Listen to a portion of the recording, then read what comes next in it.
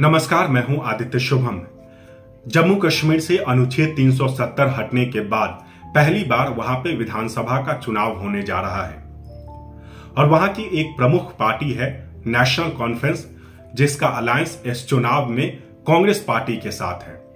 National conference के मुखिया हैं फारूक अब्दुल्ला। आज हम इस वीडियो में उन्हीं के बारे में बात करेंगे। बात 1983 के विधानसभा चुनाव की है। जम्मू में चुनाव प्रचार के दौरान प्रधानमंत्री इंदिरा गांधी ने फारूक अब्दुल्ला को अर्ध अलगाववादी मानसिकता वाला बताया था। अब हम बताते हैं आपको कि आखिर वो चिढ़ी क्यों थी फारूक अब्दुल्ला से। तो हुआ ये कि आंध्र प्रदेश की पार्टी है तेलुगु देशम पार्टी, जिसके फाउंडर थे एनटी रामाराव। उन्होंने इंदिरा गांधी की नीतियों के खिलाफ आवाज उठानी शुरू कर दी। इंदिरा गांधी के खिलाफ पार्टियों को इकट्ठा करना शुरू कर दिया। इसी क्रम में जब वो आंध्र प्रदेश के चीफ मिनिस्टर बने 1983 में, तो उन्होंने विजयवाड़ा में नेताओं को एकजुट करना शुरू किया और Farooq Abdullah as a chief minister उस मीटिंग में शामिल हो गए। यही बात इंदिरा गांधी को पसंद नहीं आई। 1982 में शेख अब्दुल्ला यानी कि फारूक अब्दुल्ला के पिता का निधन हो गया था, जो नेशनल कॉन्फ्रेंस के फाउंडर थे। उनका निधन हो गया था। उसके बाद फारूक अब्दुल्ला चीफ मिनिस्टर बनाए गए थे। तो वो as a chief minister NT Rama Rao की मीटिंग में शामिल हो गए और ये बात इंदिरा गांधी को पसंद नहीं आई और वो चिढ़ गई।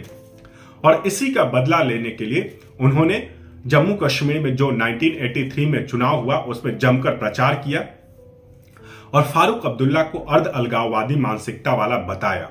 ऐसा करने वाली वो पहली मुख्यमंत्री थी।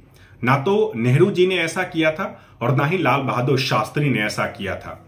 लेकिन इंदिरा गांधी ने उन दोनों ने जो नहीं किया वो काम कर दिया और जम्मू कश्मीर के नेता को अर्ध अलगाववादी मानसिकता वाला बता दिया। लेकिन इंदिरा गांधी की ये जो चाल थी वो काम नहीं आई और विधानसभा चुनाव में कांग्रेस पार्टी हार गई। नेशनल कॉन्फ्रेंस की सरकार बन गई और फारूक अब्दुल्ला फिर से चीफ मिनिस्टर बन गए और यही बात इंदिरा गांधी को फिर पसंद नहीं आई। अब इंदिरा गांधी सरकारों को तोड़ने में, चीफ मिनिस्टर को हटाने में माहिर थी।